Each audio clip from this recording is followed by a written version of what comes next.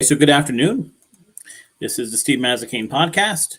I'm doing some watching in the market at the end of the day. It is just crazy watching these sell offs, the market volatility, and that is the amount of movement in the market throughout a day now is just crazy. And interesting times, economically. It's a weird time. Well, before we get to talking stocks and that kind of stuff, um, a few things is I talked yesterday about um, the pickleball tournament in Brantford that is open to other towns. Somebody sent an email in and asked us if we were open to other towns. It is open to other towns. Um, the website says now that there's going to be a consolation tournament. We're kind of debating that. I guess we'll do it. So that means for your fee, if you join as a team, and that's a team, not per person, $35. If you play the first round and lose, we'll start another consolation tournament later that day or the next day. But it should be fun. It's amazing. The tennis one kind of got us going, but the pickleball one, like the demand, people asking about it is really amazing. I've never played pickleball in my life, so this is going to be fun to kind of run. That said, yeah, no, we'll talk about some other things afterwards. But from a market standpoint, a really interesting thing, and this kind of goes into what we'll talk about today, which is the governor's race and the upcoming election.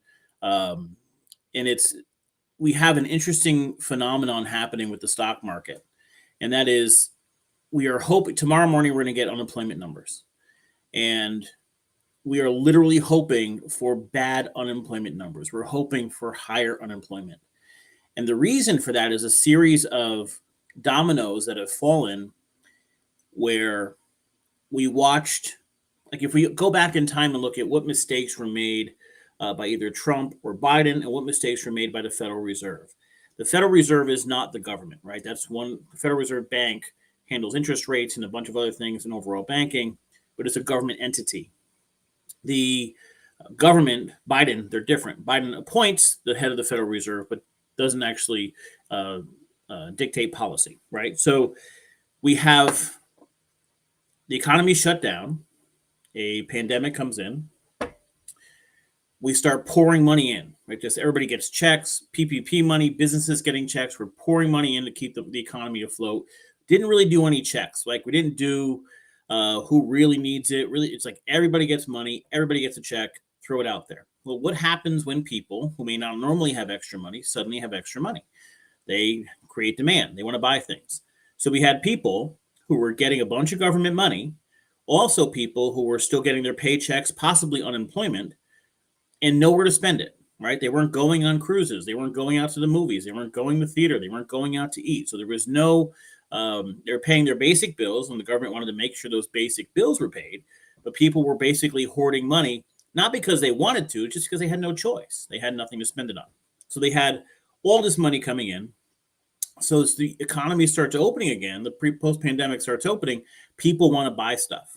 Well, they want to buy stuff. Many instances where factories like China were shut down. So the demand is huge and the supply is very low.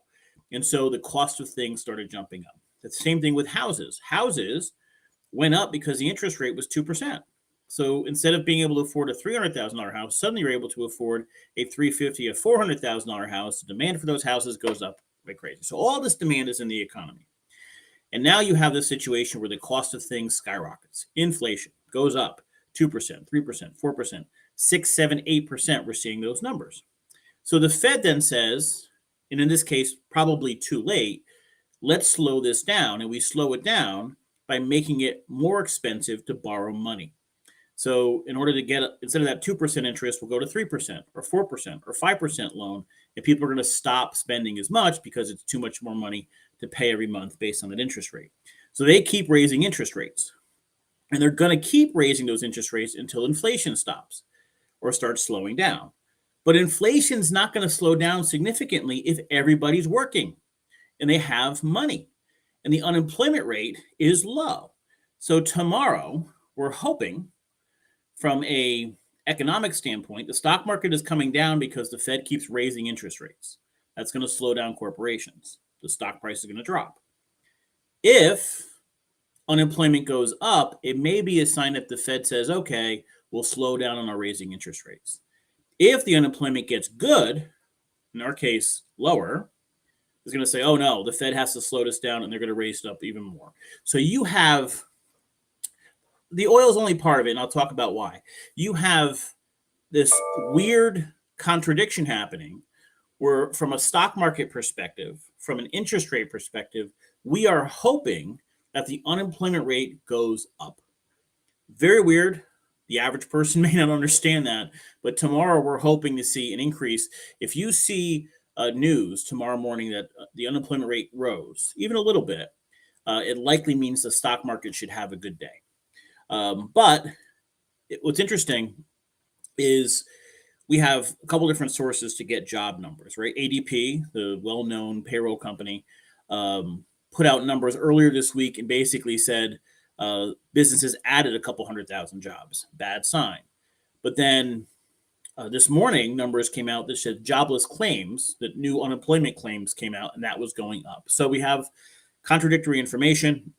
So the stock market had a sell-off kind of the end of the day, and we will see tomorrow. And if you find out in the morning that the unemployment rate went up 1 or 2 points, you may see the market actually react positively, hoping that the Federal Reserve will slow down on their increase in interest rates. The issue with oil is kind of its own entity. It's included in so many of the inflation numbers, but it's determined by so many things that we don't have a huge impact in, right? So the cost of oil went up. It's dropping back down now. OPEC just took some steps to make sure it doesn't drop too much further. They're reducing production. The U.S. yelled at them, but the rest of the world doesn't care what the U.S. says about oil. They're going to do what they have to do. So it's kind of its own entity. But inflation was going up even as oil dropped the last month and a half or 2 months. So it's just an interesting thing happening. That said, it brings us to election season. And the amazing thing about election season is you always have, not always, but most of the time you have an incumbent who is going to tell you how wonderful everything is. And you have a challenger who's going to tell you how bad everything is. And nothing is ever as extreme as either side says it is. The truth of the matter is Connecticut right now is in a very good, I shouldn't say good, but better fiscal shape than it has been in a long time. Now, if you look at Lamont's ads, he has that quote of "Let's fix this damn budget once and for all," and he's that nerdy way about him where you're kind of like laughing a little bit. But the truth of the matter is, under Lamont, it has gotten better. Deeper, we look and we see it's not necessarily because of him. Under Malloy, in a very bipartisan effort pushed for by Republicans, a plan was put in place where any extra money, if we had a really good tax return year, went towards our past. You maxed out how much you can save, and the rest had to go towards pension deficits, which are still significant, but in better shape than they were before. And then you had the pandemic, and you had the federal government pouring cash into the states, and that's helped in many different ways. There's an interesting question when it comes to politics, and that is, do you get credit for things that happen on your watch? So even if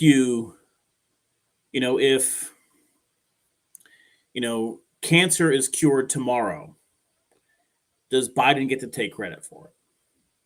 If a terrible terrorist attack happens, is it the fault of the current president?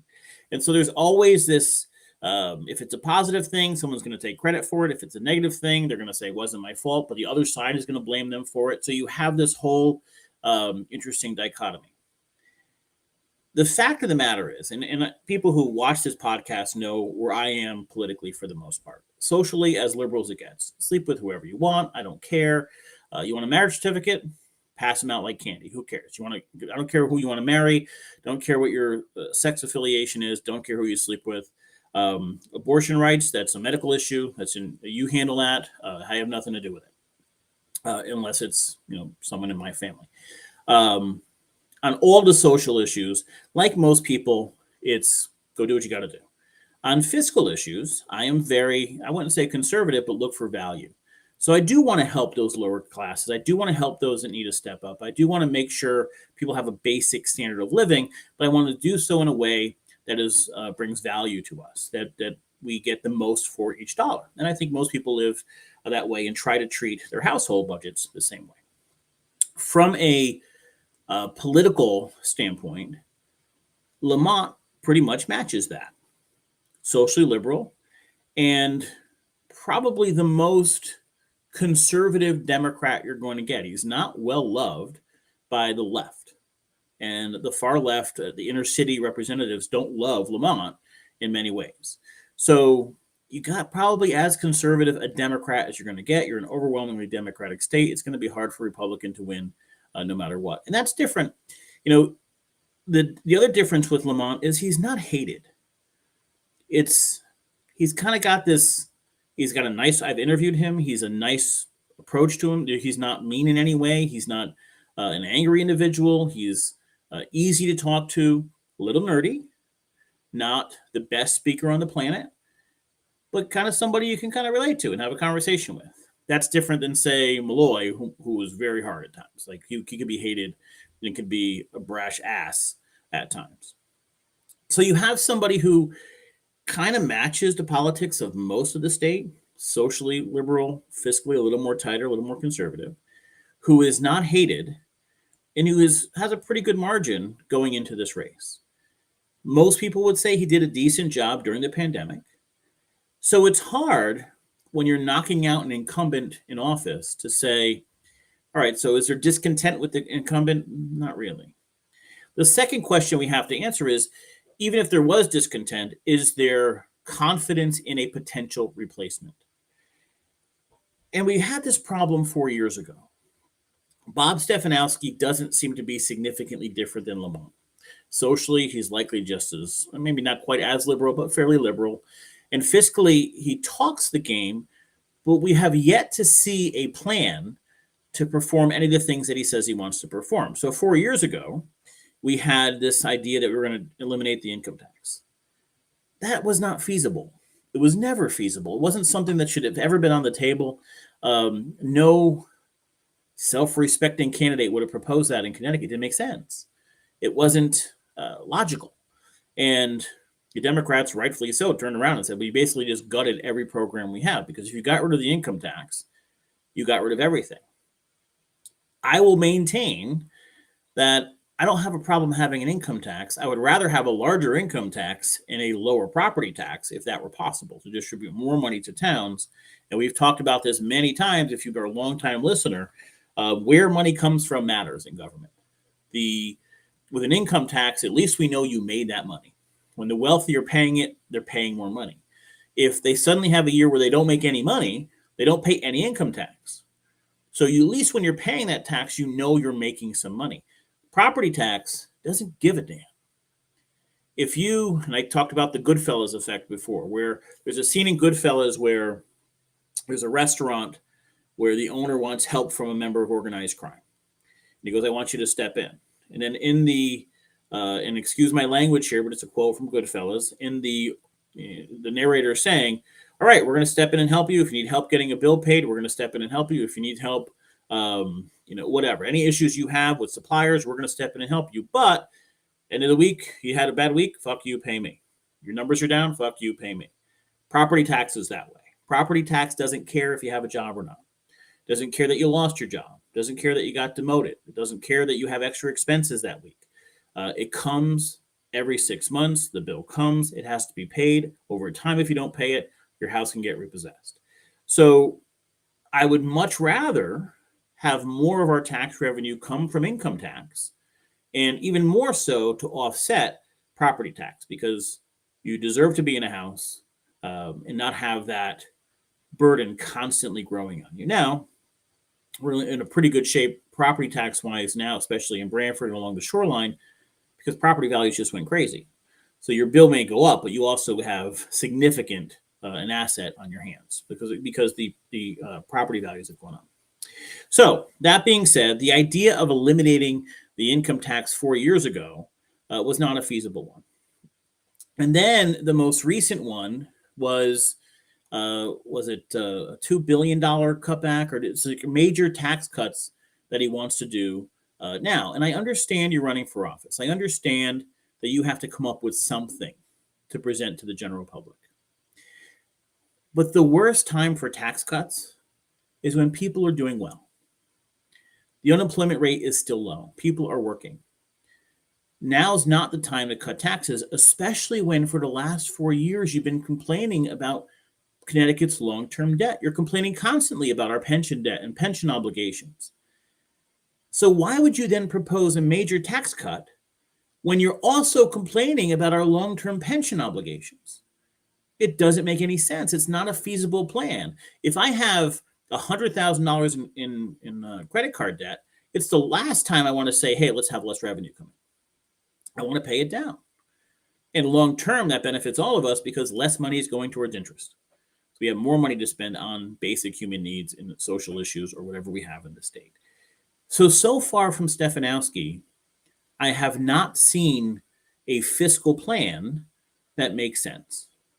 I have not seen him point out things from Lamont that he's done so wrong that you would say, man, we can't have him there. Lamont has been, in many respects, a reflection of the vast majority of voters. Socially liberal, fiscally more conservative. He's not loved by the far left, which is kind of the enemy in much of the country right now. He's not loved by that political correct stuff. He's not loved by, he plays the social game, but he is middle of the road when it comes to finances. And that's what most people relate to. And so we're seeing numbers that show a 17-point lead. That was predictable because 4 years ago, Stefanowski, and he's a very nice guy. There's nothing to dislike about Stefanowski. He doesn't seem to be dishonest. The plan doesn't seem to be viable.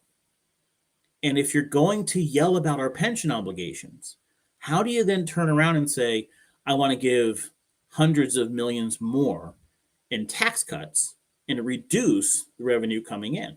The time to reduce taxes is in bad times. You save during good times. This is true of every household, of every town, of every budget. Good times is not the time to cut taxes. And so I have yet to, and I want to see it. I wish I saw something from Stefanowski that says there's a problem with Lamont and I am a viable alternative. I haven't seen one. Now you have one other really big thing in this race that kind of just, when it happened, the whole state kind of just turned around and said, really? And that is Themis not winning her race and Republicans voting for Leora Levy. And I just saw, earlier this week, Donald Trump is holding a fundraiser at Mar-a-Lago for her, which is always a weird thing. When someone is leaving the state, going to Florida for a fundraiser, it's a little odd. Then you're during Trump. Like, I don't know, unless you're just trying for a job. Like, I hope Trump becomes president again, and I'm wanting a job in that administration. That could be your goal. And he's loyal to those people.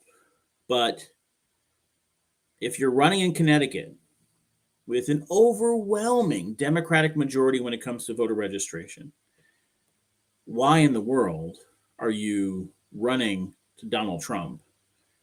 And why would the Republicans, and I understand why, but the rhetorical question is, why would the Republicans pick Levy over Themis? It's basically suicide. Basically saying, I don't even want to try to win. There's no chance of winning, so I'm going to go with this person and throw my vote away. Does it make any sense? No. With Themis, you had someone with a lot of experience in government who was very much pro-choice and had been for a long time. It wasn't some new thing she did just because she had been that way. And if I'm a Republican in Connecticut, I say to myself, listen, I'm not going to win with a socially conservative candidate. I can't win that in this state with a socially conservative candidate. So can't you at least say, listen, I want more social or fiscal conservatives, or I want a more fiscally conservative ideology. So let's just put the social stuff aside. I'm not going to win that stuff, not in this state. And they can't. And so Trump sent out calls for her and endorsed her, and they sent out the far right stuff. And the next thing you know, she defeated Themis primarily because the turnout was awful. Themis could not get people to come out. And the core people that vote in primaries tends to be that core group who are going to push left or right. They want somebody further left. They want somebody further right. And as soon as that happened, it was basically political suicide for the party. You had no help. You weren't going to get fun. Themis, you had help. You had Her and Stefanowski going around the state would have been known names. They would have had a much easier time raising money. Levy can't put TV ads out. Doesn't have any money. So I question the core of Republican voters in a state saying, I would rather have no chance at getting a candidate in at the state level so that in the primary, I can vote for somebody that will take down the whole ticket. How does that make sense? I just don't know. And that's what Republicans did. We don't have a race primarily because Stefanowski is getting no help from the Senate candidate. Lamont's ahead of the game. He's well liked. No one's pointed out any reason not to vote for Lamont. And so what are you left with? Richard, Trump also hurt many candidates in other states that had a better chance of winning in the general. Absolutely correct. And so it's one thing that Stefanowski did too, and I think there was a huge political misplay early on by Stefanowski. He kept saying the Biden-Lamont economy, the Biden-Lamont inflation. There's a problem sometimes understanding that people like, if they're a Democrat, they like the Democrat. If they're a Republican, they like the Republican. But Biden's not hated. Biden has been, like Hillary Clinton by some is hated. Trump, hated by some, right? Nobody really hates Biden. He's been around forever. He's been on fairly bipartisan for forever. He's close friends with many of the Republican leaders because he's served with them forever. So people may dislike him because he's the other party, but there's not some deep-rooted hatred for him. Trying to connect Lamont to Biden isn't necessarily a bad thing. And so whoever was coming up with this strategy lacked an understanding of, yes, it makes sense for Democrats to tie people to Trump.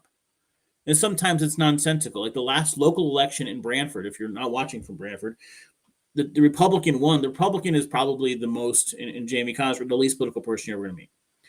And so the person running the Democratic campaign works for the Senate Democrats, and they were like, they're Trumpers, they're Trumpers, they're Trumpers. And the whole town that knows Cosgrove is like, the fuck out of here. That's not a thing. It was nonsense. But the strategy isn't crazy. Try to connect people to Trump as much as you can, because why? There's more Democrats than Republicans, and there is a legitimate hatred of Trump. There's no legitimate hatred of Biden. They may not like him. I think he's made some significant mistakes. I voted for him, but think he made some significant mistakes. I think the final round of stimulus was stupid. It was dumb. I think he didn't put any pressure on the Fed to raise interest rates sooner. That would have helped alleviate a lot of the problems we're seeing right now. There's some other mistakes. I think Afghanistan maybe had to be done. The way it was handled was awful. And so, some things I agree with him on. Some things he's made huge mistakes, but there's no hatred. So trying to tie Lamont to that. Now, maybe there was no chance to win this race. It could be. But Stefanowski's advisors or his approach didn't make sense early on. And then suddenly, for 4 years, we heard, oh, my God, the cost per person is crazy. The pension cost, this huge deficit we have. Oh, wait a minute. Now let's give a tax break. Well, hold on a second. Those don't match up.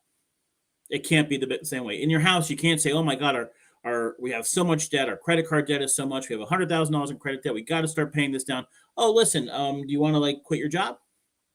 That's the same thing. It doesn't make sense. You don't cut the revenue that needs to come into the state at a time we're also complaining about the long-term debt obligations the state has. And so the question now is, and next week we'll talk to our candidates about this, is does that happening at the top of the ticket impact the lower level of the ticket? Is there sufficient anger or distrust or what have you for people to say, okay, I have a problem with the current person in office and I have faith in a new potential person in office. Let me make that change. And it's going to be interesting. So we have 3 races. We have the Senate race, which I think is going to be one of the more interesting races. We have the 102nd, which is, so I want to say this, it's a difficult race for me because I know both of these candidates well. And I'll interview them. But I'm not going to sit here and hide the fact that Ray Ingraham's a friend of mine. I've known Robin Comey for forever. These are people I've had dinner with or gone out and had whatever with. I mean, I know we've had private conversations. I know them well. Both are good people. So that's an interesting race for me.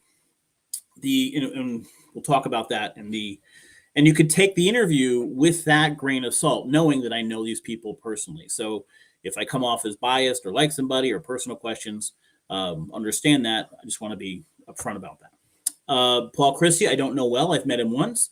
Seemed like a really nice guy. I managed the fried dough booth this year. He came and helped there.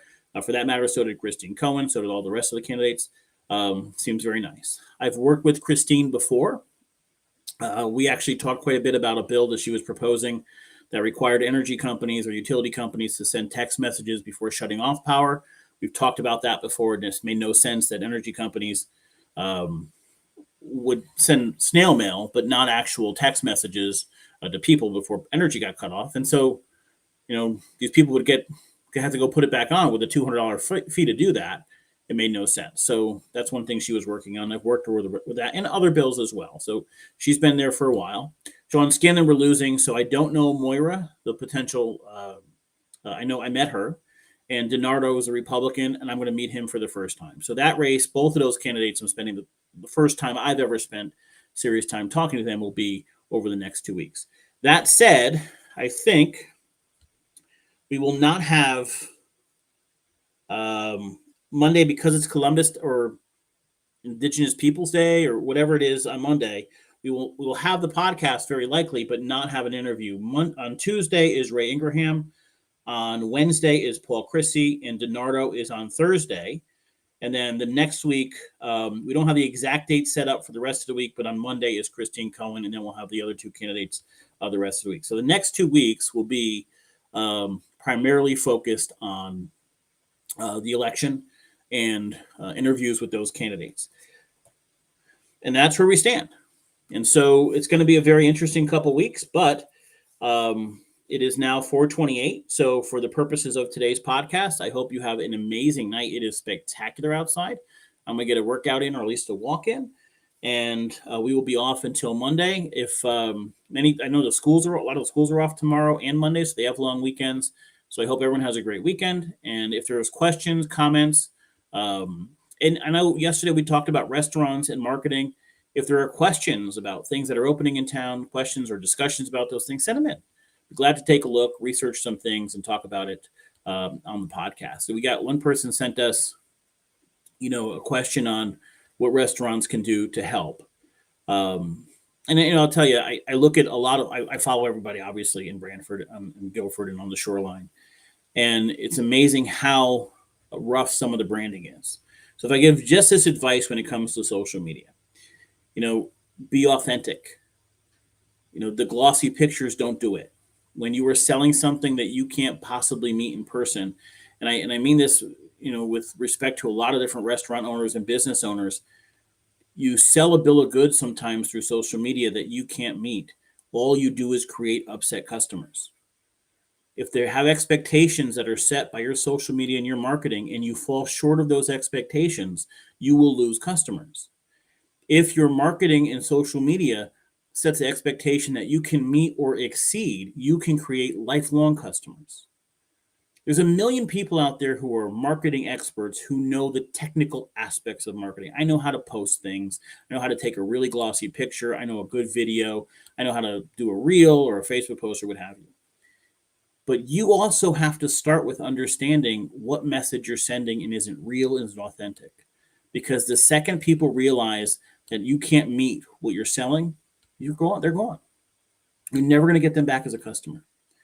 But if you can be real and authentic, and people know what to expect when they come to your place of business, know what to expect when they interact with you, know what to expect when they hire you for a service, and you meet or exceed those expectations, you have a lifelong customer. And that's the basis of all of your marketing.